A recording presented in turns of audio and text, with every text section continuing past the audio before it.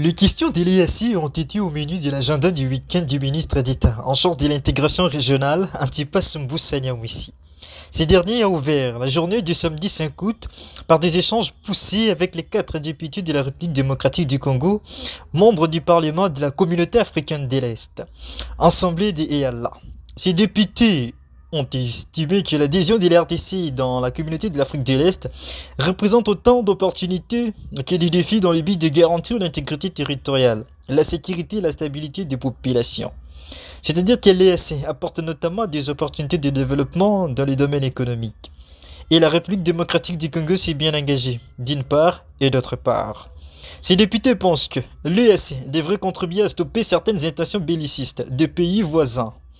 Les députés congolais ont ainsi exhorté le ministre d'État en charge de l'intégration régionale de s'impliquer afin que le pays s'acquitte de ses obligations vis-à-vis de cette organisation sous-régionale, mais également d'exercer un lobbying pour que les Swahili et les Français soient intégrés comme langue de travail à l'EAC. Dans la foulée, le patron de la diplomatie régionale congolaise a reçu le président du conseil des ministres de l'EAC. Il s'agit du ministre des Affaires de la communauté de la jeunesse, sport et culture de la République du Burundi, M. Ezekiel Ngibigirard. Ces derniers étant en séjour en Kinshasa, capitale de la RDC, pour encourager les athlètes burundais qui participent au 9e jeu de la francophonie. Ainsi, les deux personnalités n'ont pas caché leur satisfaction réciproque sur les relations de fraternité sincères qu'entretiennent leurs pays au travers le leadership des deux chefs d'État, Félix Tshisekedi de l'RDC et Evariste Ndayishimiye du Burundi. La preuve, c'est que déjà en mars dernier, un accord de coopération bilatérale en matière de défense a été signé entre les deux pays pour servir de référence à la coopération militaire. Cet accord signé à Bujumbura par le ministre ayant la défense nationale et les anciens combattants dans leurs attributions est bien intervenu dans le cadre d'une volonté politique de renforcer la coopération dans les domaines variés entre les deux pays frères. Nous sommes une synergie de femmes ambitieuses du Grand Nord et le Grand Nord comprend la circonscription électorale de Lubero, de la ville de Butembo, Béniville et Béni Territoire.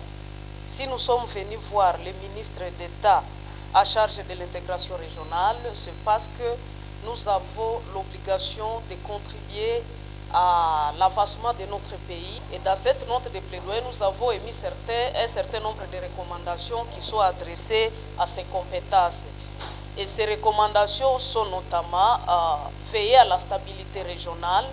Nous avons prié au ministre d'État de veiller à sauvegarder et pousser plus loin la diplomatie qui est déjà propulsée par le chef de l'État, son Excellence Félix Antoine Tshisekedi Tshilombo.